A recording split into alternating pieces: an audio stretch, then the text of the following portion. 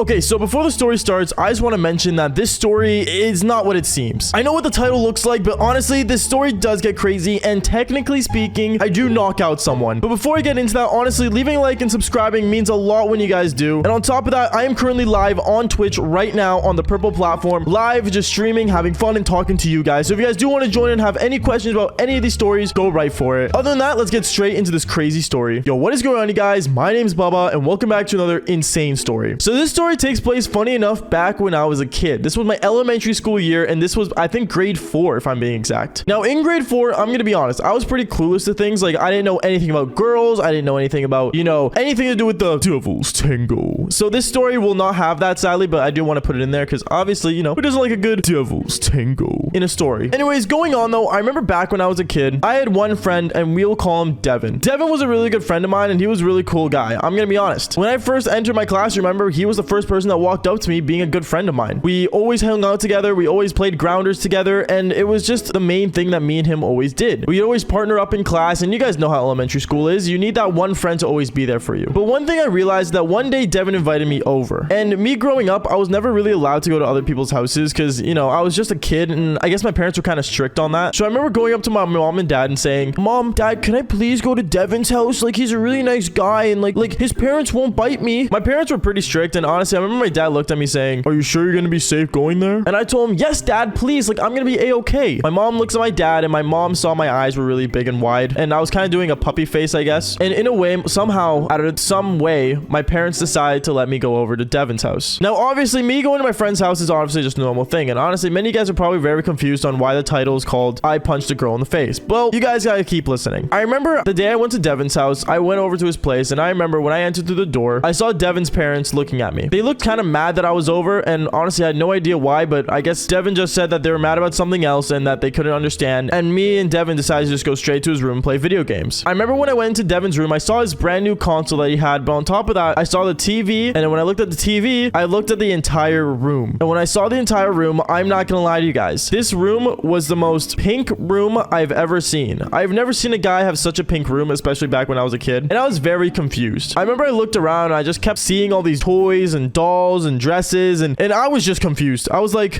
Devin, why do you have so many toys? Like, girl toys. I remember Devin looked at me saying, "Oh, like, my parents wanted me to be a girl, but I ended up becoming a guy." When he told me that, I'm not gonna lie, I was very confused. But then I kind of just came to the conclusion that, oh, maybe when Devin was born, the doctor said it was going to be a girl, but it ended up being a guy, and they already had everything prepared for him. Yeah, that was my initial thought, but it seems like I was wrong. But keep listening. I remember me and him ended up playing video games all day, and I remember Devin's dad came into the room. Devin's dad came into the room saying, "Devin, can we talk to you for a minute?" And Devin said, "Sure, Dad," and went to go talk to him. Me, I was just sitting in the room playing video games. I have no idea what their conversation about, nor did I care, because to be honest, if you invite me for video games, I'm gonna be focusing on the video games, especially when I was a kid. But going on, I remember as I was like, almost done beating a level in a video game, Devin comes in my room, and Devin's dad is standing right at the door. And Devin looks at me saying, "Hey, Bubba, like, you have to apparently go home. My parents, have some stuff going on, and you can't be over right now." Bruh. I was not even there for more than like half an hour. Like, are you joking? I looked at Devin's dad, and he seemed pretty upset. So I remember I ended up just, standing up and leaving, and I went home. When I went home, I was questioning the whole time of why Devin's dad did not want me over. Like, was I really that much of a danger? Like, I was in grade 4. Like, come on, dude. But then I realized that there was more to the story. The next day at school, I remember me and Devin were all hanging out. Me and him were just playing games, enjoying our time, and it was right before lunch. Lunchtime striked, and the bell rang, and I remember I instantly went over to Devin saying, "Yo, Devin, bro, like, we should play grounders today with everybody in class." Devin thought it was a cool idea, so I remember me and Devin, we ended up going to play grounders, and we riled everyone up to play in the elementary school. Now, if you guys don't know, in elementary school, grounders was a big deal, especially my age. And if you cheat in grounders, you are automatically a big, ugly loser. And I can say that as I'm a 21-year-old right now behind this microphone. Seriously, play grounders fair. If you don't, you're ugly. You're seriously bad. Sorry.